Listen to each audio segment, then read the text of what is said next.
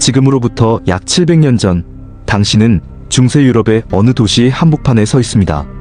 주변에는 돌로 지어진 건물들이 빼곡히 들어서 있고 시장에는 사람들이 북적입니다. 언뜻 보면 활기차고 생동감 있는 도시처럼 보이죠. 그런데 코를 막아야 할 것 같은 느낌이 들기 시작합니다. 발 아래를 내려다보면 뭔가 이상한 게 흥건히 고여있고 그 위를 걸어야 합니다. 그리고 바로 그 순간 머리 위 2층 창문에서 누군가 소리를 지릅니다. 조심하세요. 미처 피할 새도 없이 오물이 머리 위로 쏟아집니다. 이게 바로 중세 유럽 도시의 일상이었습니다. 그리고 이건 시작에 불과합니다. 당시에는 하수도 시스템이라는 개념 자체가 없었습니다. 사람들은 집안에 나무통이나 도자기 항아리를 두고 화장실로 사용했는데 이게 가득 차면 그냥 창문을 열고 길거리에 쏟아버렸죠. 그나마 양심이 있는 사람들은 던지기 전에 창문으로 고개를 내밀고 조심하라며 소리를 질렀던 거고요.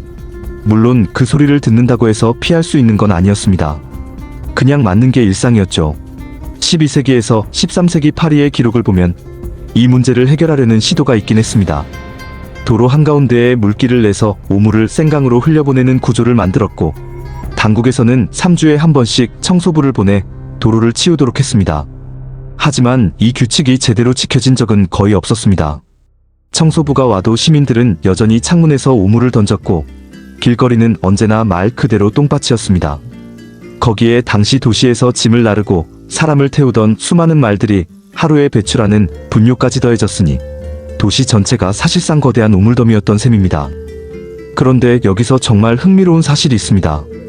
우리가 지금도 우아하고 세련됐다고 생각하는 중세 유럽의 문화들, 그 상당수가 사실은 이 끔찍한 환경에 적응한 결과물이라는 겁니다. 오늘날 양산은 햇빛을 차단하는 패션 아이템이죠.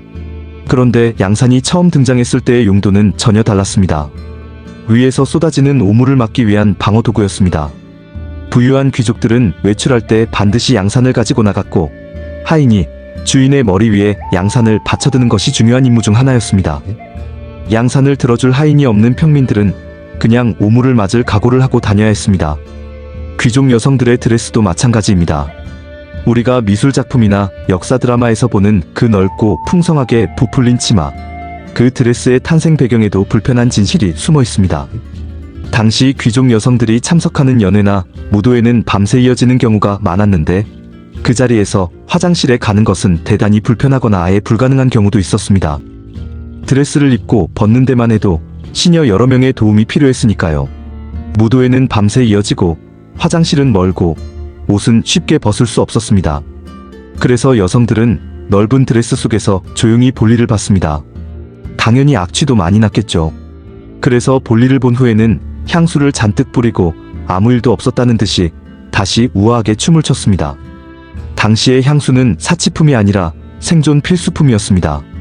씻지 않는 몸에서 나는 악취, 오물이 넘쳐나는 길거리의 냄새, 이것들을 가리기 위해 사람들은 점점 더 강한 향수를 필요로 했습니다. 그리고 그 문화가 쌓이고 쌓여 프랑스가 오늘날 세계 향수 산업의 본고장이 된 거죠. 한 가지 더 말씀드리면 당시 길거리에는 아예 직업으로 화장실 역할을 해주는 사람들이 있었습니다. 커다란 천을 들고 도시 곳곳을 돌아다니다가 용변이 급한 사람이 있으면 그 주위를 천으로 가려주고 돈을 받는 직업이었습니다. 화장실이라는 단어 자체가 천으로 가린다는 의미에서 유래했다는 설이 있을 정도입니다. 유럽 문명의 정점이라 불리는 베르사유 궁전에서는 더 충격적인 이야기가 나옵니다. 루이 14세가 건설한 이 화려한 궁전은 지금도 전 세계 관광객들이 찾는 명소입니다. 드넓은 정원, 황금빛 홀, 수천 개의 촛불.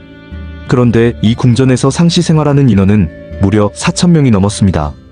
왕족, 귀족, 시종, 하인, 군인까지 포함하면 그 이상이 되기도 했습니다. 그리고 이 4,000명이 사용하는 변기는 단 274개였죠. 개당 약 15명이 사용해야 했으니 당연히 변기는 항상 부족했고 급하면 복도 구석에서 볼일을 보거나 정원으로 나가서 해결하기도 했습니다. 그나마 체면을 차리는 귀족들은 휴대용 변기를 몸에 지니고 다녔지만 그 내용물도 결국은 정원 어딘가에 버려졌습니다. 베르사유 궁전의 정원이 그토록 넓게 조성된 이유 중 하나가 바로 이것이었죠. 그 아름다운 정원이 사실상 오물 처리 공간이기도 했다는 것입니다.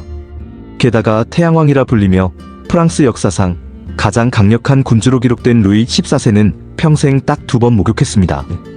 루이 14세는 지독한 입냄새와 채취로 역사에 기록되어 있습니다. 신하들은 왕 앞에 서는 것 자체를 극도로 힘들어했습니다. 물론 그 사실을 왕에게 직접 말할 수 있는 사람은 아무도 없었겠죠. 스페인의 이사벨라 여왕은 그나마 나은 편입니다. 평생 3번 목욕했으니까요. 태어났을 때, 결혼하던 날, 그리고 임종 직전. 이것을 스스로 경건한 의식처럼 여겼다고 합니다. 그렇다면 전쟁터에 나가는 기사들은 어떻게 했을까요? 답은 간단합니다. 갑옷을 입은 채로 볼일을 봤습니다. 전투 중에 갑옷을 벗고 화장실을 다녀올 여유 같은 건 없으니까요. 그래서 전투가 끝난 기사들의 갑옷 안에는 땀과 피는 물론 대소변까지 범벅이 되어 있었습니다. 그래서 기사에게는 반드시 갑옷을 전담으로 관리하는 하인이 필요했고, 이 하인들은 모래와 식초를 섞은 원시적인 세제로 갑옷을 닦았습니다. 그 냄새가 얼마나 지독했을지는 굳이 설명하지 않아도 될 것 같습니다. 그렇다면 도대체 왜 씻지 않은 걸까요? 냄새가 나는 건 그들도 알았을 텐데요. 단순히 게을러서가 아닙니다. 당시 사람들은 목욕이 죽음을 불러온다고 진심으로 믿었습니다. 14세기에 흑사병이 유럽을 휩쓸면서 유럽 인구의 3분의 1에서 절반가량이 사망했습니다. 역사상 유례없는 대재앙 속에서 사람들은 원인을 찾으려 했고 잘못된 결론에 도달했습니다. 목욕을 하면 모공이 열리고 열린 모공으로 병균이 들어온다는 것이었습니다. 이 믿음은 단순한 미신이 아니라 당시의 의학적 통설이었습니다. 의사들조차 환자들에게 목욕을 하지 말라고 권고했고 공중 목욕탕을 폐쇄하는 법령이 내려진 도시들도 있었습니다. 죽고 싶으면 목욕하라는 속담까지 생겨났을 정도였으니 얼마나 깊이 박힌 믿음이었는지 알 수 있습니다. 그렇다면 귀족들은 청결을 어떻게 유지했을까요? 옷을 자주 갈아입는 것이었습니다. 당시 귀족들은 옷을 자주 갈아입으면 몸을 씻은 것과 같은 효과가 있다고 생각했고, 하루에 흰 속옷을 몇 번 갈아입을 수 있느냐가 그 사람의 재력을 나타내는 척도이기도 했습니다. 하지만 평민들에게 그런 여유가 있을 리 없었습니다. 같은 옷을 몇 달, 어떤 경우에는 몇 년씩 입고 다녔습니다. 당시에는 몸에서 나는 강한 냄새가 오히려 건강의 증거라고 여겨지기도 했습니다. 냄새가 강할수록 건강하다는 논리였죠. 심지어 연인에게 자신의 채취를 선물하는 것이 애정 표현이었다는 기록도 남아있습니다. 비위생적인 생활은 패션에도 고스란히 드러납니다. 마리 앙투아네트 시대에 귀족 여성들 사이에서는 머리를 최대한 높이 쌓아 올리고 온갖 장식을 얻는 헤어스타일이 크게 유행했습니다. 어떤 여성은 머리 위에 배 모형을 올렸고 어떤 여성은 정원 모양을 만들기도 했습니다.